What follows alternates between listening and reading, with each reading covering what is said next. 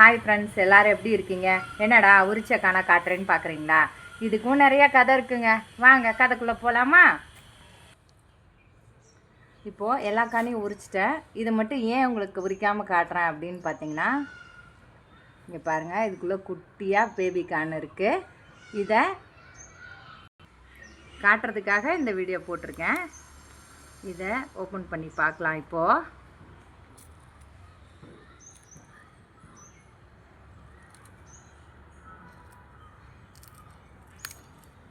இங்கே பாருங்கள், இந்த குட்டி குழந்தை எவ்வளோ அழகாக இருக்குது பாருங்கள்.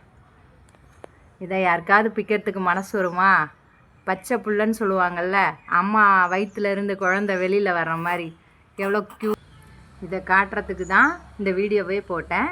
அது மட்டும் இல்லாமல் இந்த கானோட நம்மளுடைய பெண்களுடைய கதையும் கூட நம்ம ஒப்பிடலாம்.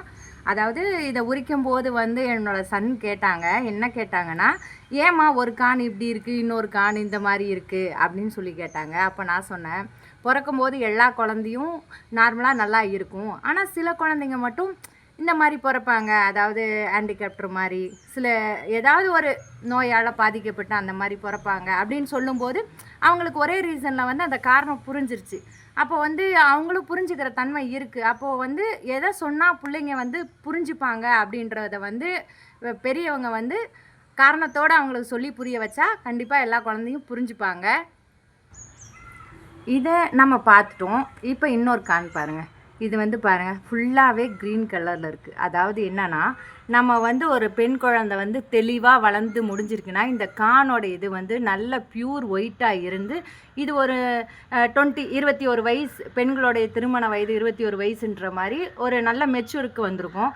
இதை நம்ம சின்னதில் பறிச்சிட்டனால இப்போ 17 வயசு 18 வயசு குழந்தைங்க சீக்கிரமாக ஏஜ்க்கு அதை கட்டி கொடுக்குற தன்மைக்கு போயிடும். அதனால் இதை ஏன் நான் உங்களுக்கு சொல்கிறேன்னா, நம்மளுடைய பெண்களுடைய கதையை இந்த கானோடையும் நம்மளால் ஒப்பிட்டு சொல்ல முடியும் அப்படின்றத எனக்கு தெரிஞ்ச சில கருத்துக்களை உங்களுக்கு தெரியப்படுத்தியிருக்கேன். நல்லா இருந்தால் கமெண்ட் பண்ணுங்கள். Thank you friends.